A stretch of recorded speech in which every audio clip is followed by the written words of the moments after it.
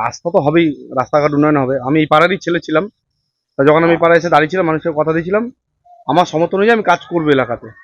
তা আমি যতটা আমার সমর্থ অনুযায়ী আমি কাজ করতে পেরেছি, আমারও ভালো লাগছে। এই রাস্তাটা দীর্ঘদিন খারাপ অবস্থায় ছিল, একজনের বাড়ি জলে ডুবে থাকতো 2 মাস 3 মাস, তারা বাচ্চা কাচ্চা নিয়ে যেতে পারতো না।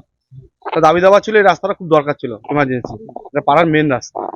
তা আমি কত কিলোমিটার রাস্তা এবং কত টাকা বিনিময়ে রাস্তাটা তৈরি হলো যদি একটু বলে। এটা 29 লক্ষ টাকা স্যাংশন হয়েছে, 1.5 কিলোমিটার রাস্তা। মানুষ ঢালাই এখন কি বলছে, আপনি তো কথা বলছেন। মানুষ খুশি যে একটা ঢালাই কংক্রিট রাস্তা পেয়েছে। এইখানে দীর্ঘদিন ধরে এই কোনাটা জল জমতো, রাস্তাটা অবস্থা খুব খারাপ ছিল, বেহাল ছিল। আমি যখন এসেছিলাম রাস্তাটা সত্যিই খারাপ ছিল। আজকে আমি কমপ্লিট করতে পেরে আমি নিজেই খুশি যে এলাকাবাসীর কাছে এই রাস্তাটা আমি করে দিতে পেরে। পূরণ হলো এই কারণে, আমাদের এই শিপল্লী বহুদিন ধরে রাস্তা জলে ডুবে থাকতো, যাওয়া যেত না। বাচ্চারা স্কুলে গেলে আমরা কোলে করে নিয়ে গিয়ে মোজা পরিয়ে পাটা ধুয়ে তবে নিয়ে যেতে হতো। এখন সেইখান থেকে সবাই ভালো আছে, বাচ্চারা স্কুলে যেতে পারবে ভালোভাবে, জলমগ্ন নেই, উঁচু হয়েছে রাস্তা। অনেকের একটু প্রবলেম হচ্ছে বাড়ি নিচু হয়ে গেছে বলে, কিন্তু সব দিক দেখলে তো আবার চলবে না, তাই না? আমাদের আপনারা কি খুশি? শিপল্লীতে, হ্যাঁ আমরা খুবই খুশি।